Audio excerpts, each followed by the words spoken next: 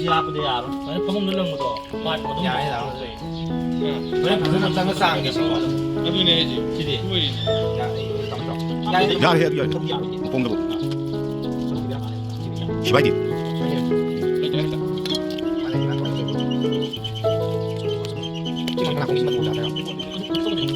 Apa itu ya? Nâng tụ. Begini. Kita ada yang kaya kan? Nó tadi không được. Cuma cuma. Ini kan kaya kan? Kok jadi tinggi? Ini pakai apa? Potong berapa? Hah? Kau ini dia. Tapi tapi Lo terus gitu. Kali ini. kalau rumah saya ada yang ada sisinya jadi. Ini mana kucing kau? Mana kucing kau?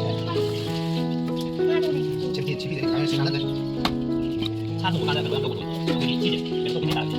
Kau yang punya, mari dia punya aja.